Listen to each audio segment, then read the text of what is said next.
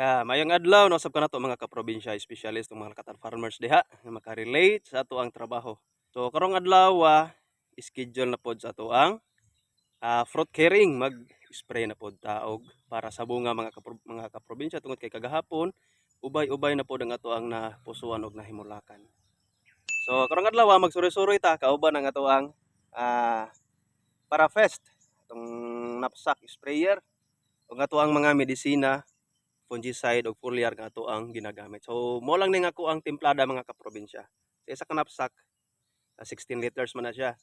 So tulo ka kutsara nga foliar, tulo pod ka kutsara sa fungicide nga powder ug ang ato ang insecticide nga 25 ml lang para dili masunog ang ato ang bunga. So mo na akong gipanggamit mga kaprobinsya. So sa foliar duha akong ginagamit, kini ang para sa bunga, Gromor 4048, tulo ka kutsarang isa ka knapsack na. O kining Hype karon nga bag-ong gi-introduce ako So aside sa California growers nga foliar tong ginagamit, isa pod ka tinapa ani. O kining Gromor. Tapos kining Agricout, pinakabarato nga fungicide. So pangutana lang mo sa inyohang mga agri-supply diha. O kining Interpol. So Interpol baka naman. Interpol nga insecticide. So 25 ml, tulo ka kutsara, isa ka tinapa og tulo pod ka kutsara niining Gromor. Mixing nako na sa isa ka knapsack. Alright. So diri as usual wala man tay cameraman, wala man tay videographer.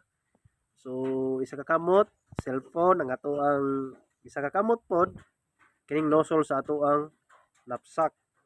So kontrolado na nato mga kaprobinsya kung unsa kadaghan ang ato ang iligo sa ato ang saging tungod kay so almost 3 years na pud nako sa experience ni ining lakatan farming.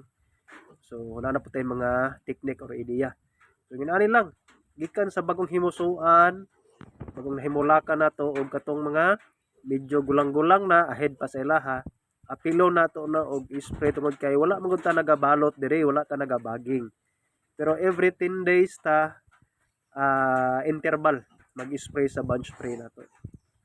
So kani parehaan ni bagong hinimusuan, bagong hinimulakan.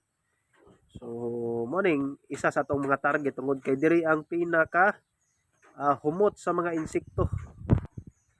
So katon lang akong ma-share sa inyo karon mga kaprobinsya ug unta nakatabang ni gamay labi na sa itong mga baguhan pa sa lakatan farming. So once again daghang salamat and more power kanang tanan, and may the Lord God bless us all. All right.